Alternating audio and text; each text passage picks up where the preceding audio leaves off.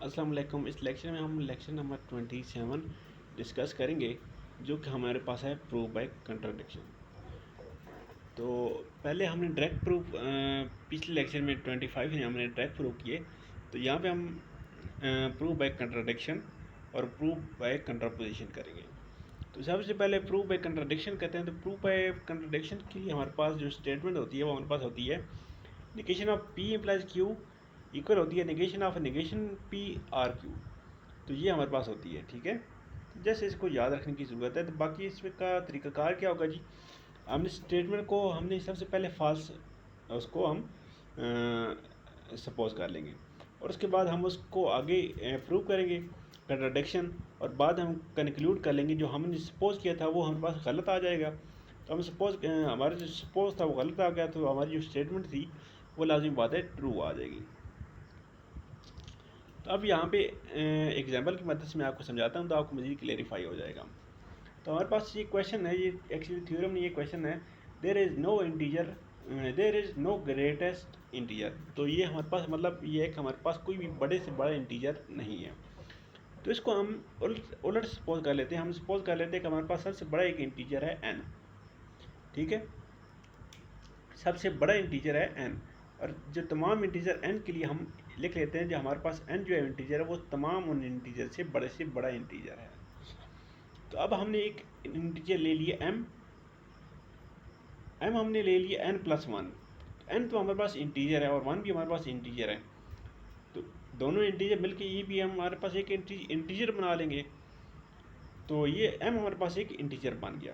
तो m तो हमारे पास n से भी बड़ा आ रहा है क्योंकि n+1 हो रहा है ना, तो m हमारे पास n से भी बड़ा आ रहा है। तो अब हमारे पास एक इंटीजर ग्रेटेस्ट इंटीजर आ गया जो कि n से भी बड़ा था। तो जो हमने सपोज किया था कि n हमारे पास बड़े से बड़ा इंटीजर है वो तो गलत हो गया।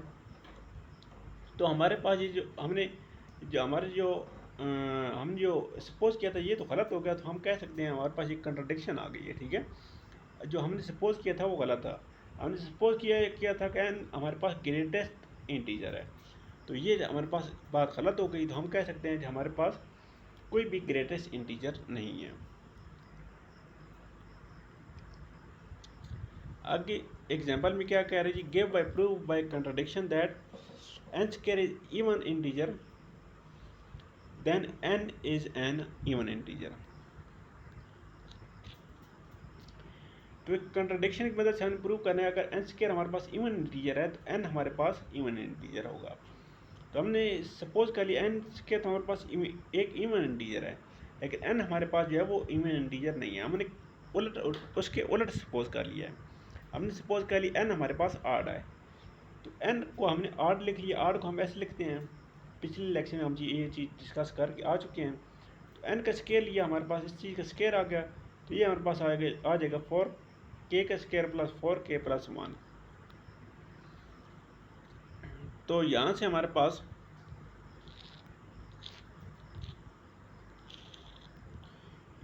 पास इसको हम लिख सकते हैं 2 इंटू 2k का स्केयर प्लस 2k प्लस 1, और इस हर चीज़ को हम 1 की r के इक्वल हमने सपोज कर लिया। तो ये हमारे पास आ गया 2r प्लस 1। तो ये तो हमारे पास एक आड नंबर आ गया, ठीक है। तो n स्केयर तो हमारे पास आड नंबर आ गया। तो हमने सपोज किया था n स्केयर जो है वो इवन नंबर है, तो हमारे पास कंट्राडिक्शन आ गई है एक। तो n स्केयर हमारे पास आ गया इवन नंबर। तो हमारी जो स्टेटमेंट थी, हमने जो सपोज किया था वो तो गलत है, लेकिन हमारी जो स्टेटमेंट है वो हमारे पास सही आ गई है। आगे इस एग्जांपल में देखें, हमने प्रूव ये करना है जी, अगर n हमारे पास एक इंटीजर है, n हमारे पास एक इंटीजर है और n³ + 5 इज अगर आड है तो n हमारे पास एक इवन नंबर है। ये चीज़ हमने प्रूव करनी है। हम बाय कंट्राडिक्शन इसको प्रूव करेंगे। तो हमने सपोज करिए ये हमारे पास एक आड नंबर है, ठीक है। तो हम इसके उलट सपोज करेंगे, हमारे पास जो n है ये हम सपोज कर लेंगे ये हमारे पास इवन नहीं है। इवन नहीं है तो लाजिम बात आड है। तो हम क्या कहेंगे, product of 2 odd number is odd.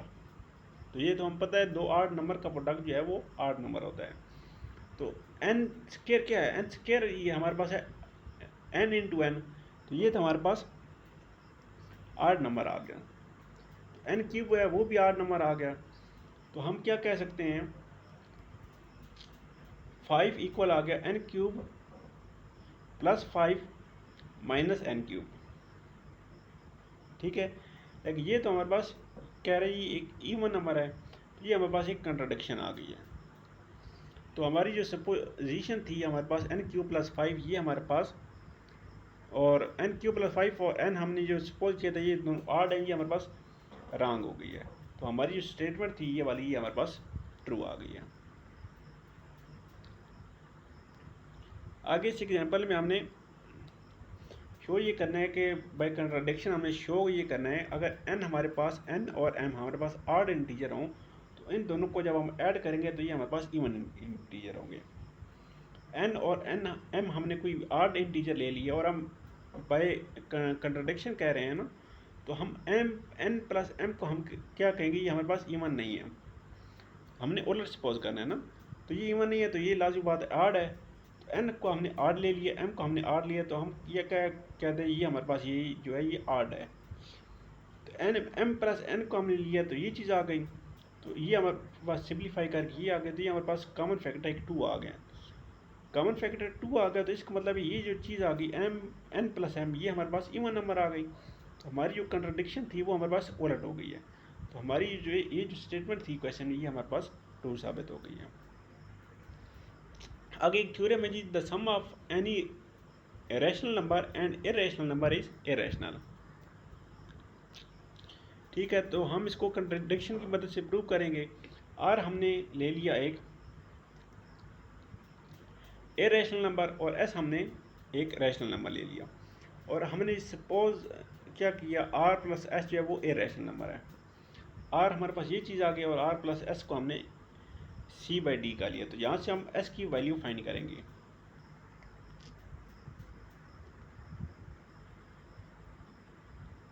तो आर की जगह आर की वैल्यू पुट की और तो ये चीज़ आ गई।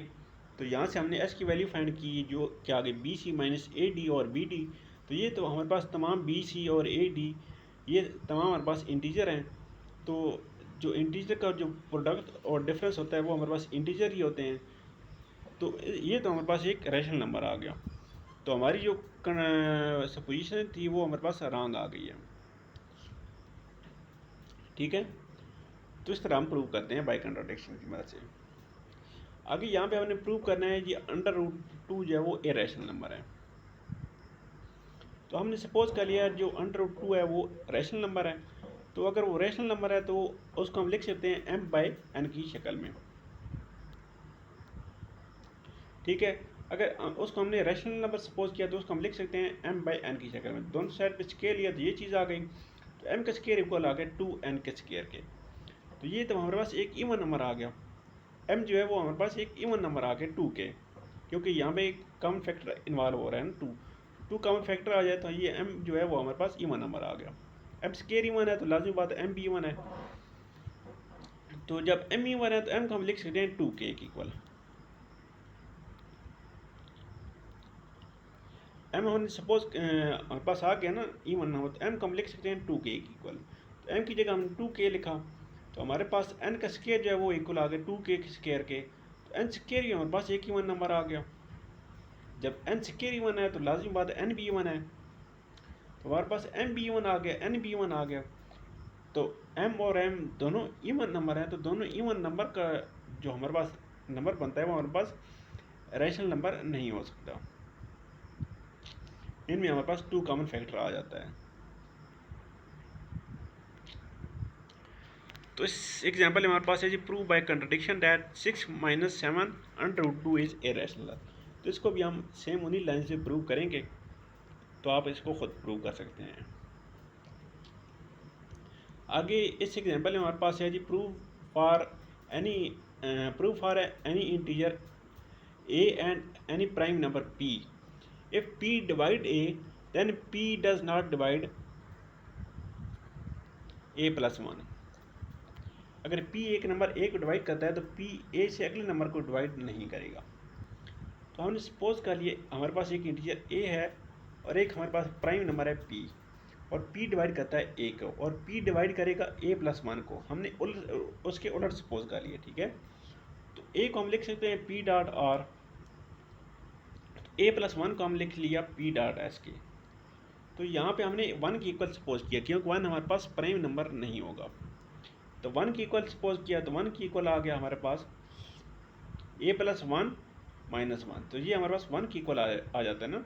a+1 की वैल्यू यहाँ पे हमने पुट की और a की वैल्यू पुट की, तो ये चीज़ हमारे पास आ गई। तो s माइनस आर को हमने यहाँ पे ये जो चीज़ है s माइनस आर को इक्वल हम लिख लेना किसी भी इंटीजर l के इक्वल। तो ये हमारे पास 1 इक्वल आ जाता है p dot l।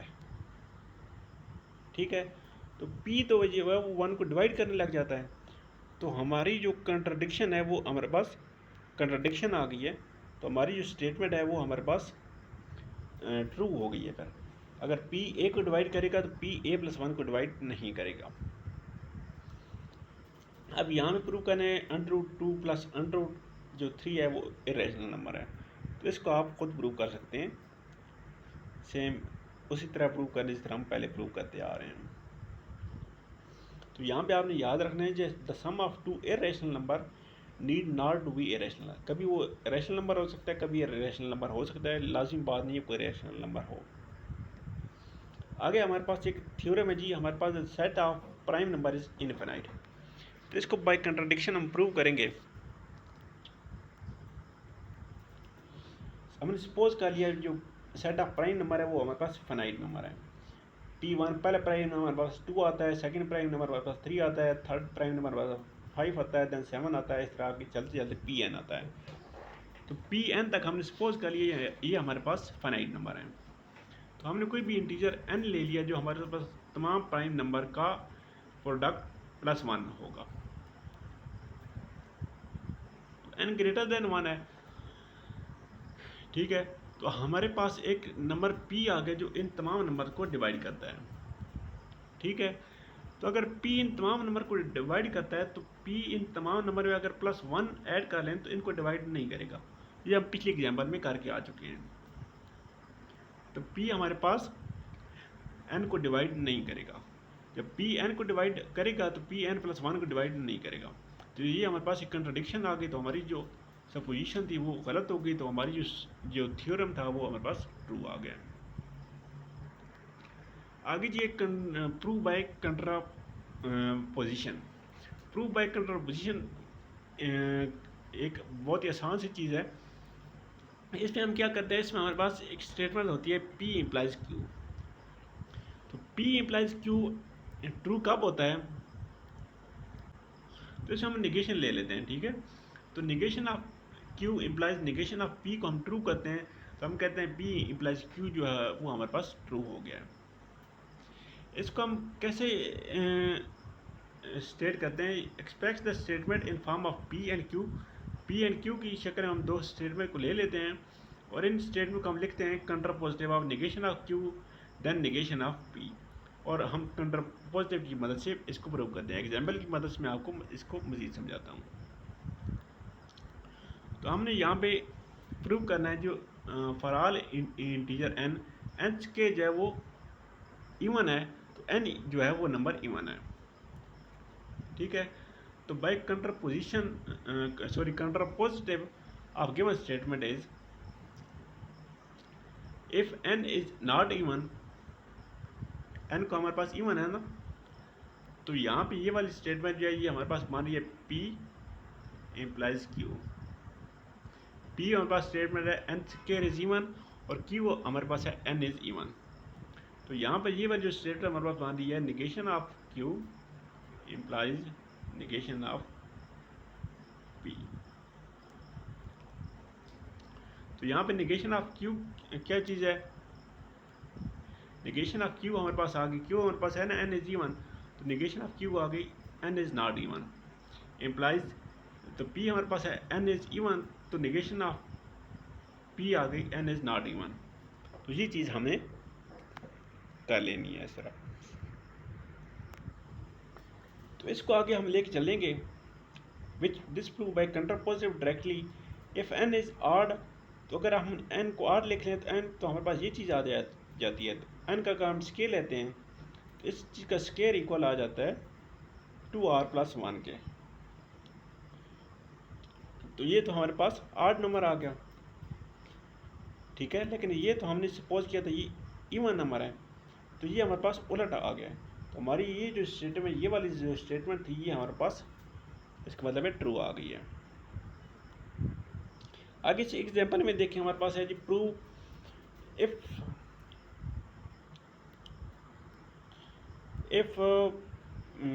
3n+2 is odd then n is odd. तो ये स्टेटमेंट हमारे पास P है, ये स्टेटमेंट हमारे पास Q है। तो कंट्रापोजिटिव की मदद से इसको हम उलट लेंगे। तो negation of Q implies negation of P हम लिखेंगे। तो Q हमारे पास ये वाली स्टेटमेंट थी, तो इसकी निगेशन आ गई n इज इवन इम्प्लाइज, ये हमारे पास P वाली स्टेटमेंट थी, तो ये हमारे पास इसकी निगेशन आ गई 3n+2 इज इवन। तो ये हमारे पास कंट्रापोजिटिव का रूल होता है। तो जब n इवन है तो n को हम लिख सकते हैं 2 के, और 3n+2 भी इवन है, तो 3n+2 को हम लिख सकते हैं 3, और n की जगह हम लिख लिया 2 के +2। तो ये हमने सिंप्लीफाई करके 2.r लिख लिया, तो 2 तो हमारे पास एक इसमें कॉमन फैक्टर आ रहा है, तो ये तो हमारे पास इवन नंबर आ गया है, ठीक है। तो हम कंक्लूड कर सकते हैं कि गिवन स्टेटमेंट जो है वो ट्रू है। ये जो स्टेटमेंट हमारे पास थी, ये हमारे पास ट्रू आ गई है।